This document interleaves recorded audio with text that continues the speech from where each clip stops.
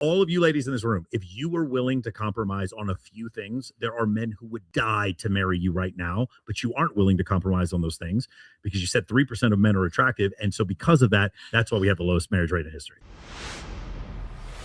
We feel like men have a negative viewpoint about us because of the way they treat us, the way they talk about us, the way Do you think it's all men, though? No, it's not all men. Or do you think it might be men that you're attracted to? I don't think that necessarily. I think I hear like on repeat talking about like, men aren't getting enough sex or men need sex. But if you have sex with men, that makes you not a good future wife because you're having sex with men. But now, like, I don't know. It's like a conundrum. It is a conundrum. I do agree with that. Yeah, for sure. You don't want us to have sex with men, but then you guys are so worried about having sex but it's I think overall it's like confusing for us. I think they tell us to close our legs and then worry about the birth rates. Why is it down? Well, you told us, Yeah, you told us not to have sex with men. Well, and then if we're I think what they're telling you is to not have sex with Chris Brown. I think that's kind of like what they're trying. If you really want to sum it down to one thing, it's like you keep having sex with trash men and then blaming other men for it. I think that's the issue. And what I'm saying is I hear that a lot. What I'm saying is all of you ladies in this room, if you were willing to compromise on a few things, there are men who would die to marry you right now, but you aren't willing to compromise on those things because you said 3% of men are attractive. And so because of that, that's why we have the lowest marriage rate in history. I've compromised on those things and it's sometimes turned to bite me in the ass. Yeah. Oh yeah. I feel like I'm kind of on the men's side for some of this though.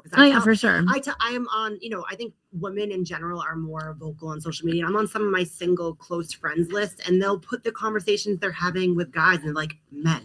And I'll be like, well, you did that too. Like I'd like to call them out. And I'm like, that's part of the problem. And then I also have a lot of attractive single male friends from the gym that tell me that they actually complain because I'll look at them like, what? They're like, women are feral these days. They're like, I actually want to get to know them and talk to them. And I'm like, wait, what? We just want to use you for your body. Are you just telling me that because I'm a woman? Yeah. Right?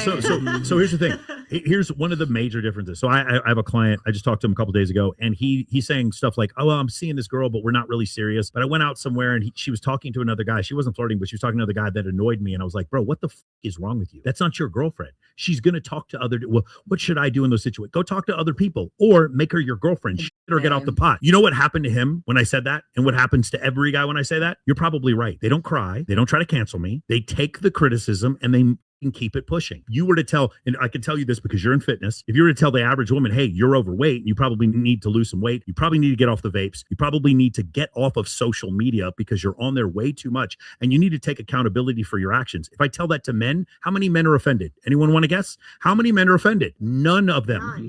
None of them are offended because we're all been told that. But if I say that to women, what happens? Oh yeah, it's off. That's the point is if I choose on my channel, which I do, to be equally critical of men and women, I'm only canceled for one reason. I have been deplatformed. I have been ratioed. I have been demonetized, but it is never because I criticize men. But I criticize men exactly as much as I criticize women. And that's my whole point. It's like, if I tell you, if I did a female self-improvement course, which would be take accountability for your actions, who you date, that's your fault. You keep dating a narcissist, that's because of trauma that you've suffered, and you need to work through that. You need to get into better shape, get in the best shape of your life. You need to get off of the SSRIs, the Adderall, and the fucking vapes, and you need to stop being on social media so much. I am immediately labeled a misogynist for saying this. Immediately labeled it. But if I say the same four things to men, you know what I am? I'm a U.S. Marine Corps military training instructor. That's what I am. That's the difference. And so my point is, if I give the same advice to men and women, one side gets way more offended than the other. The narrative that I see on like Call Her Daddy is probably the easiest one to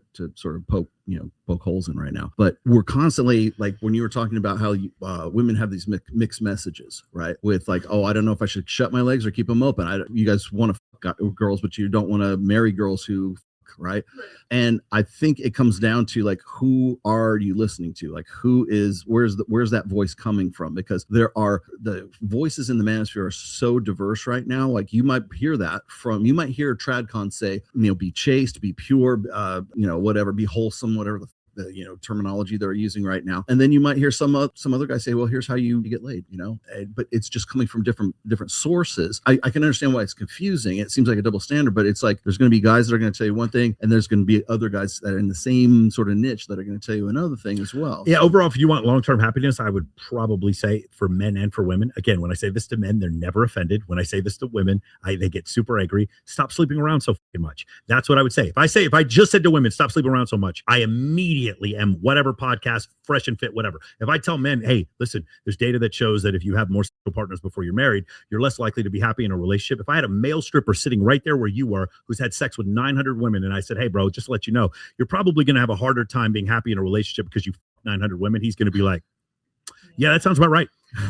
He's not going to be offended. He's not going to yell at me. He's not going to tell me. He's not going to call me a douchebag. We don't He's not have going to call me. telling guys that though. We No, don't have. I guys, do. I tell the guys like, that all the time, and so do all the tradcon men. Wow. They do that. They do the same thing. Listen, I'm calling my own foul. I've been with women. I'm definitely part of the problem. My point is, I'm aware of that problem. I'm also dating someone significantly younger than me, and I understand that the data shows that is hard to keep a marriage, but dating someone who's 20 years younger than me. I understand that, but I'm not going to ignore that or be offended by the data that doesn't agree with my personal life narrative. I'm still going to accept it. And so that's where I think the difference is. Don't be so offended. If guys are telling you this, maybe don't be so offended. I don't think you are, but I'm saying in general, just don't be so offended. Can we play that video? Yeah.